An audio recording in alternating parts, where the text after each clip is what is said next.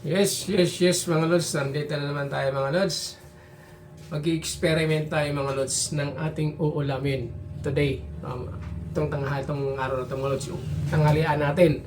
Ayan, gagawa tayo ng eksperimento mga lods para naman maging yummy ang ating ulamin mga lods. No? Simple lamang ito mga lods, pero siyempre gagawa natin ng paraan para sumarap yung ating uulamin mga lods. No?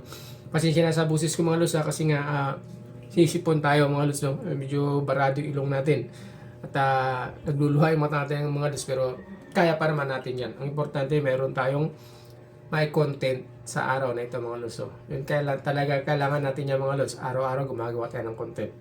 So yun ang parte na ito mga lods ng ating trabaho. Araw-araw kailangan natin gagawa ng content at makipag-engage mga lods. No? Ayan, congratulations sa mga talaga mga nag-i-engage dyan mga lods, no, na masipag makipag-engage. Ayan, thank you very much po sa inyo lahat at enjoy lamang po tayo. Hopefully siguro palang araw darating din tayo dyan. So ngayon siyempre sakripisyo lang talaga tayo mga lods. No? Kaya nga ika nga mga lods, walang sakripisyo wala tayong mahita. Kailangan may sakripisyo para tiyaga. At yun ang puhunan natin dito mga lods. No? Kailangan natin magsakripisyo, makipag-engage tayo, maaga pa. O kahit naabot tayo ng gabi mga lods. Basta importante, nakipag-engage tayo ng tama. At yan ang natin mga lods. So, makipag-engage tayo ng tama at para naman sa ganun legit yung mga mga followers natin. So ayan lang po ang natin mga lods. So ngayon gagawa tayo ng ating ulam. So ito mga lods yung ating ulam. Yan. Bumili tayo ng pusit. Mga lods, no? Gagawin natin yan mga lods. Iihaw natin yan. Pero siyempre, gagawa natin yan ng paraan para yan ay sumarap yung ating ulam mga lods, diba? Ayan. Simple lamang yan mga lods, no? At meron din tayong natawag mga lods na seaweeds. Ayan. Experiment tayo ng seaweeds mga lods. Ayan. Ito yung ating seaweeds. So, ayan mga lods, diba? Yan ang ating seaweeds mga lods. So, ayan gagawin natin. So, ayan mga lods, samahan nyo ako hanggang sa matapos yung ating vlog na ito. So, let's go mga lods. Papakita ko sa inyo yung ricado na gagawin natin dito sa ating lulutuin. So, okay. Pakita ko sa inyo mga lods. Ayan. Yan ang ricado mga lods. Ayan ang ricado na gagawin natin. Ayan, naka-prepare na siya. Ayan, naka-prepare na yung mga ricado mga lods. Ayan, no? So, imimix lang natin siya mga lods.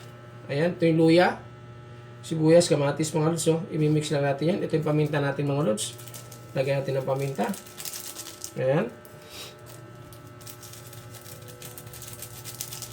At siyempre, lagyan natin ng asin mga lods. Okay. At siyempre, lagyan natin ng magic sarap. Ayan. Tapos, mikos-mikos lang natin siya mga lods. Ayan, i-mix lang natin siya. Ayan.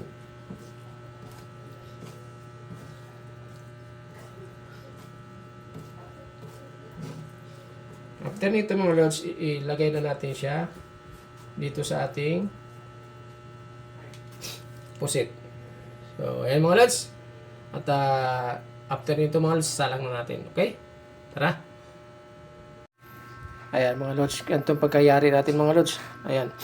Binalik natin yung ulo mga lods. Ayan o. Binalik natin. Lagyan lang natin ng para hindi siya matanggal mga lods. Pero may palaman nasa loob yan. Ayan yung ating pusit mga lods. So, ayan o. Parang binalik lang natin. No?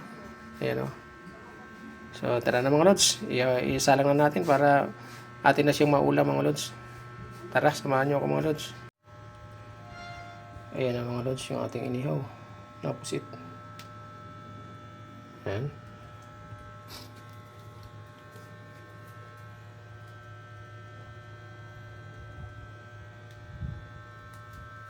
Okay. Pero i-slice natin yan mga lods. Ayan.